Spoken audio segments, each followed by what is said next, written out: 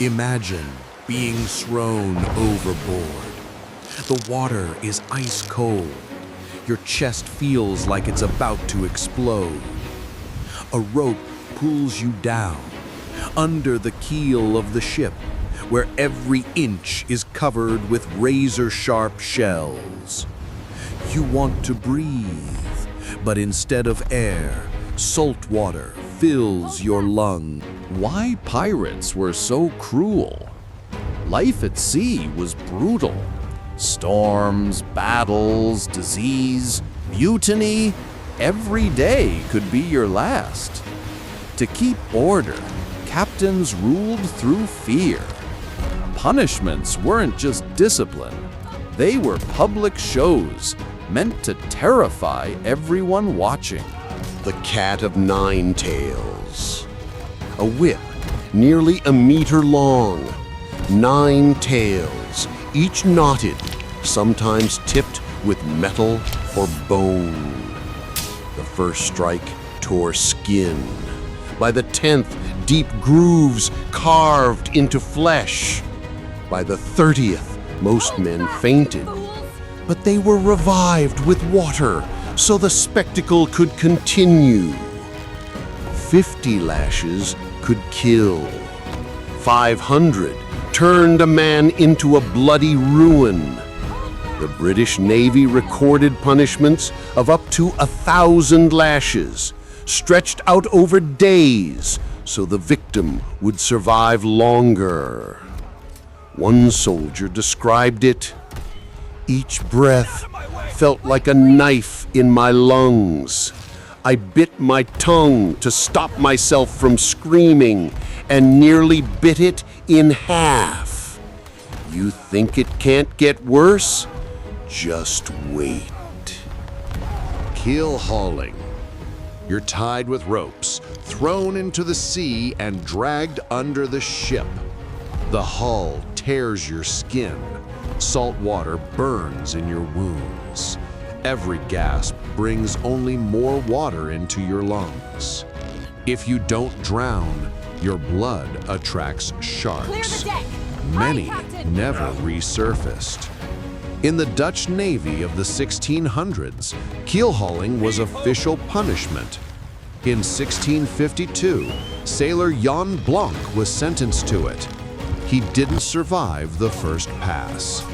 Sometimes, victims were given an oil-soaked sponge to bite. It let them take tiny breaths underwater, but that only prolonged the agony. You're set ashore on a tiny island, a barrel of water, a bit of bread, and a pistol. The pistol isn't for defense, it's for you, when hunger, thirst, and madness finally win. At first, you hope. Then, you talk to rocks, beg for rain, and pray for rescue. Edward England, a kind-hearted pirate captain, was marooned by his own crew. Alexander Selkirk, the real-life inspiration for Robinson Crusoe, survived 4 years alone. Robert Jeffrey was saved by chance when another ship found him. His captain was punished for abandoning him. But for most, marooning meant slow madness and death. The Iron Cage. Sometimes death wasn't the end. Pirates were locked in iron cages, hung high above the shore. By day, the sun scorched their skin. By night, the cold gnawed at their bones. People watched, laughed, and pointed. The cage stayed until the body rotted away, sometimes for decades. Captain William Kidd's corpse swung by the Thames for 23 years.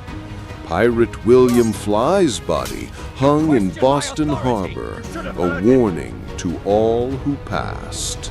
Walking the plank, the most famous image of pirate punishment. You walk, step by step, along the wooden plank, below the endless sea. Sometimes it was a bluff. Sometimes you were This is your pushed. last chance. And sometimes sharks circled below, waiting.